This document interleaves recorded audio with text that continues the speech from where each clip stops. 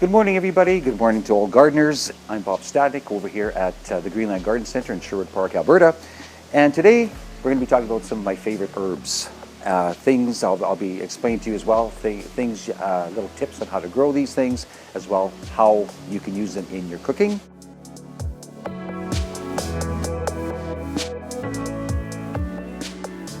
First off, for the cat, of course, the old-fashioned catnip. Now we have our resident cat here and she absolutely loves this stuff.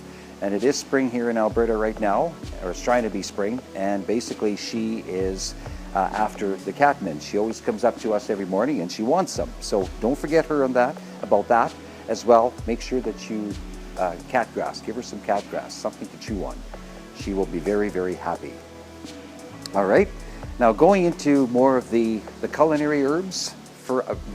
Mints are an absolutely huge family.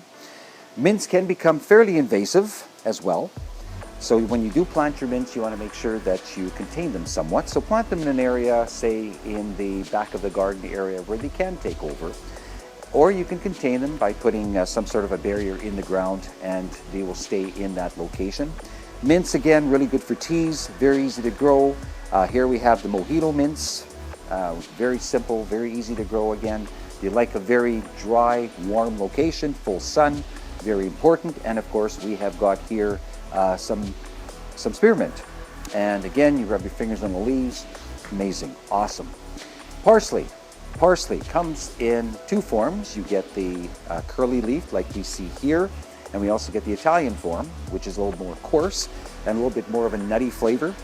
Parsley, again, in Alberta is a perennial, so parsley will winter over, and you can harvest it in the fall, cut it back, and enjoy it. You can dry it, and you can use it in your soups and stews throughout the winter months. Rosemarys. Rosemarys comes in so many different varieties. This particular variety is Speedy, and Speedy simply because of the fact that it's a quick grower. And again, rosemary, really good in meats and stews and soups, that sort of thing. Sage, great for chicken. And in any of your cooking as well. Sage prefers a very sunny location as well. And it's one of those that you can dry it very easily and have it for months to come. Chives, another perennial for Alberta. This is the garlic chives. And a lot of people, when they start their chives indoors, we find they get a little bit floppy because of the not enough light. So what you do is just grab them like so, take a pair of scissors and just chop that. About, I'd say, a third or halfway. And you can use this top part for your salads, for some fresh chives come about this time of year. Thyme is another really good herb to use. We've got two of my favorite varieties, the Compact English and Thyme de Provence. I really like the Thyme de Provence because it's got a very rich, very high, unique flavor to it, and it really adds a lot of different flavor for your cooking. It's one of these plants that again are very easy to grow. A lot of times these thymes will survive in Alberta over the winter months with good snow cover. Oregano as well. This is one of my favorites. It's the hot and spicy.